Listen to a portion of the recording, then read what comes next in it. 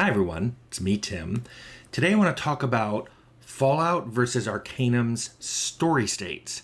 This is something I've mentioned many times on here. I always talk about Fallout having 3 and Arcanum having 27. Most recently, I did it in a video, and Richard to the Ardio asked, "Hey Tim, can you do a video breaking down what a 27 act story looks like? You've mentioned it a few times now, and I can't quite wrap my head around that number as opposed to the more traditional 3 or 5 act structure. I'm assuming the extra acts are variations accounting for player choice, and a given playthrough will only touch 3 or 5 acts of those 27. Curious what you have in mind? Thanks." Here you go. Couple things. Those acts of Arcanum are linear acts. You are expected to do all of them. Also, there were only 25. Not 27. I've been saying 27 for a long time, but I checked my notes and I was like, oh, it says there's 25. So then I opened up an Arcanum DAT file and looked at the data inside, and there were 25. So this is just another reason I like keeping notes, because my memories aren't good, yours aren't good, all my coworkers aren't good. I always go back to notes and data because we always are misremembering things. Another thing is I'm talking about main story acts here, not side quests. Side quests, you can do them in any order. That allows a lot of variation. These are the quests. These are the acts that you will go through. These are the story states that players will experience if they do a playthrough of your game.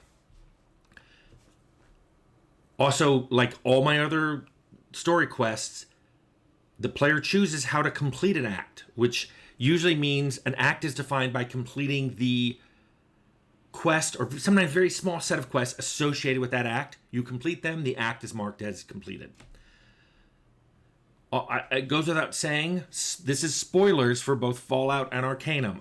I don't know how else I can talk about their entire storyline without there being spoilers. So don't watch this if you want to play either of those games and not know what the story is. So Fallout's 3 acts. These are talked about by me, by a million different YouTube videos. There are 3 acts, and they are this. Get the water chip, destroy the mutant army and the FEV tanks that are being used to make that army, and kill the master. That's it. Those are the 3 acts. Here's some interesting facts about them, though. They're non-linear, meaning you can do those acts in almost any order. And I say almost because of interesting fact number 2. Because of a script error, we forgot to check that you actually get the water chip. So you can skip that. So you can literally finish Fallout in 2 acts if you want. Kill the master, get rid of the army. If you do all 3, the water chip can't be last, because once you finish the first 2, it'll trigger the script to end the game. So you can kill the master, then get the water chip, then destroy the army. You could get the water chip, destroy the army, kill the master. You can do anything you want as long as the water chip isn't the last one. Let's contrast this to Arcanum's 25 acts. And yes, I went through notes. For those of you who want to crack open Arcanum's data file, it is located within storystate.mes. Those are the messages associated with each one of the story states. And I think it got displayed somewhere. I think you could there were some NPCs you could ask. It was tied to a Arcanum script command saying, explain the story state. Unlike Fallout, the Arcanum 25 story states are linear in that we expected the player to do them in order. I'm not sure if the players can jump over any of them. I'm sure speedrunners may have found some clever ways to do that. In fact, I'm positive they have. But our intention was they were linear and you did them in a particular order. But each one of them could be completed multiple different ways, because they're main story quests. You can fight your way through them, talk your way through them, or stealth your way through them. Also, sprinkled in the Arcanum world were tons of side quests that you were expected to be able to do at any time and do in any order whenever you wanted. So even though this sounds a little rigid, saying, hey, we have 25 story acts and you will do them in order, there's a lot of things you could be doing outside of that in any order you want. So with all that aside, let's go through the 25 Arcanum story acts, which, because I'm a programmer, start at 0. So let's do it. First one. You've been given the strange ring by Preston Radcliffe. Then, speak to someone at P. Schuyler and Sons, which you can find an inscription on the ring. Then, find Gilbert Bates. Then, search for the location of the Black Mountain Clan. Then, search the Black Mountain Clan mines. When you can't find the clan, the next one is search for the location of the Isle of Despair, which is where you think the clan is. The next story state, we're up to story state 6, starting at 0. Journey to the Isle of Despair to find the Black Mountain Clan. Then, when you can't find them, travel to the Wheel Clan, which is another dwarven clan, to find out what happened to the Black Mountain Clan. From that, you must find the location of Kintara, the city of the elves.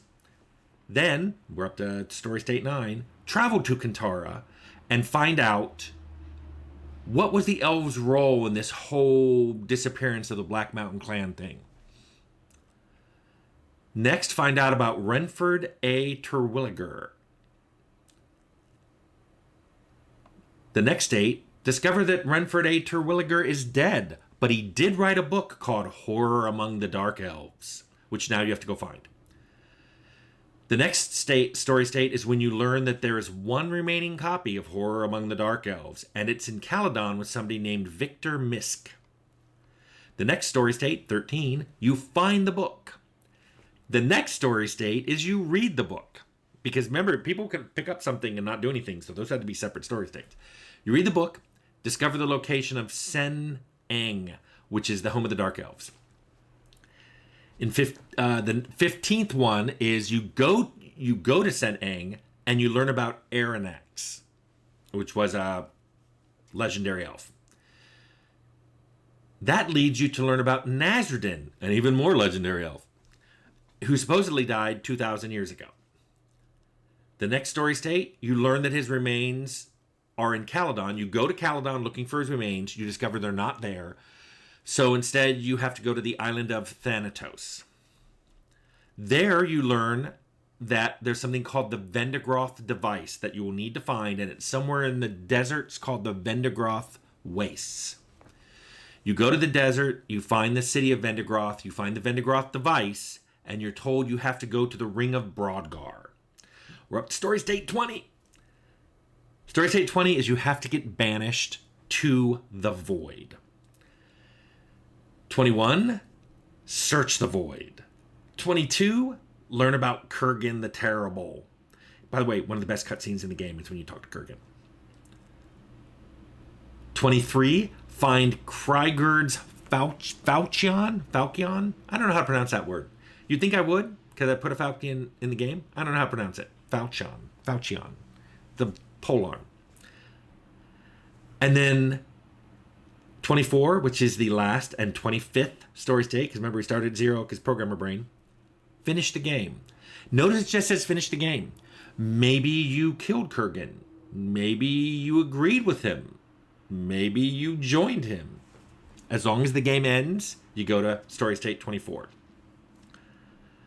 I know there was some discussion we had about whether Arcanum could keep being played after story state 24, but irregardless, when you hit that story state, that's the last time any quest will advance the story state. Anyway, I hope that answers your question. Rich to the Ardio.